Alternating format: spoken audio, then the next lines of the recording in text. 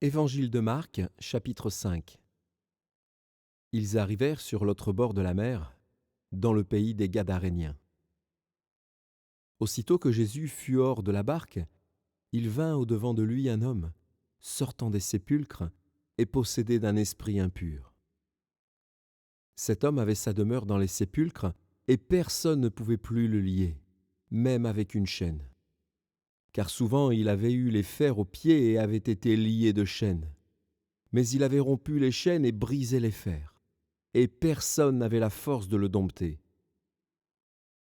Il était sans cesse, nuit et jour, dans les sépulcres et sur les montagnes, criant et se meurtrissant avec des pierres.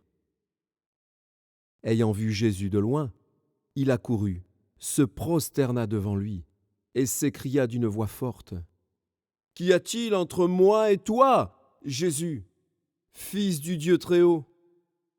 Je t'en conjure au nom de Dieu, ne me tourmente pas !»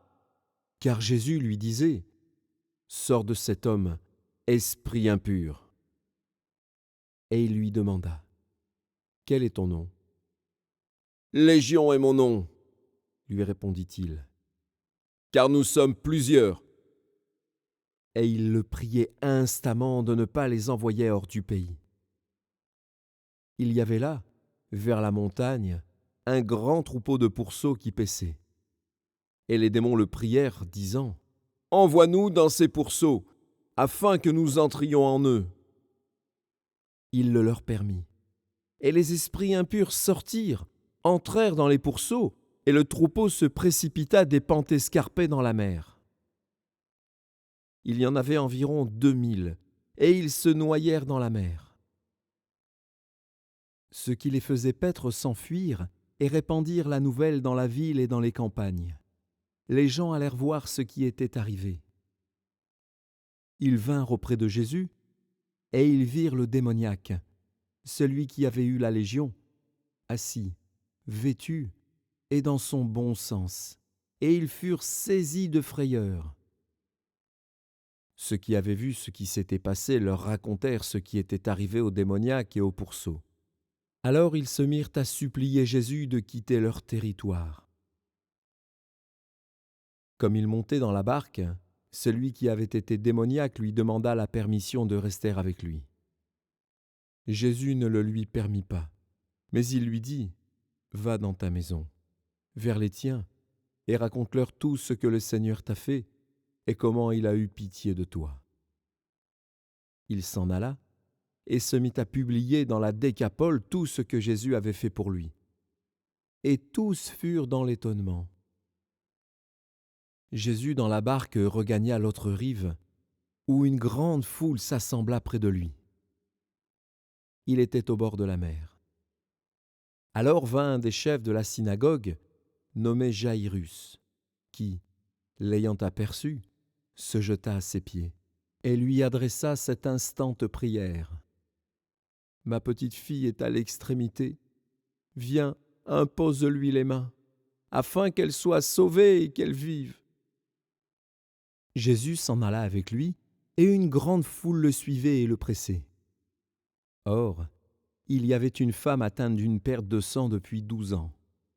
Elle avait beaucoup souffert entre les mains de plusieurs médecins, elle avait dépensé tout ce qu'elle possédait, et elle n'avait éprouvé aucun soulagement, mais était allée plutôt en empirant.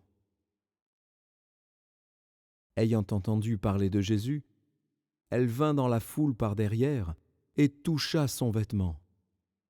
Car elle disait : « Si je puis seulement toucher ses vêtements, je serai guérie. » Au même instant, la perte de sang s'arrêta, et elle sentit dans son corps qu'elle était guérie de son mal.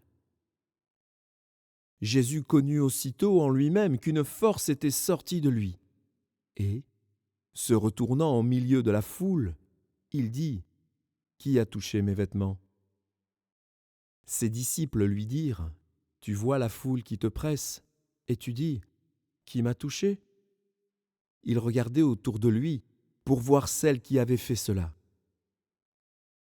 La femme, effrayée et tremblante, sachant ce qui s'était passé en elle, vint se jeter à ses pieds et lui dit toute la vérité. Mais Jésus lui dit, « Ma fille, ta foi t'a sauvée, va en paix et sois guérie de ton mal. » Comme il parlait encore, survinrent de chez le chef de la synagogue des gens qui dirent, « Ta fille est morte, pourquoi importuner davantage le maître ?» Mais Jésus, sans tenir compte de ces paroles, dit au chef de la synagogue, « Ne crains pas, crois seulement. » Et il ne permit à personne de l'accompagner, si ce n'est à Pierre, à Jacques et à Jean, frères de Jacques. Ils arrivèrent à la maison du chef de la synagogue, où Jésus vit une foule bruyante et des gens qui pleuraient et poussaient de grands cris. Il entra et leur dit, « Pourquoi faites-vous du bruit et pourquoi pleurez-vous ? L'enfant n'est pas morte, mais elle dort. » Et ils se moquèrent de lui. Alors, ayant fait sortir tout le monde, il prit avec lui le père et la mère de l'enfant, et ceux qui l'avaient accompagné, et il entra là où était l'enfant. Il la saisit par la main et lui dit, « Talitha koumi », ce qui signifie, « Jeune fille, lève-toi, je te le dis. » Aussitôt la jeune fille se leva et se mit à marcher, car elle avait 12 ans, et ils furent dans un grand étonnement. Jésus leur adressa de fortes recommandations pour que personne ne sache la chose. Et il dit qu'on donne à manger à la jeune fille.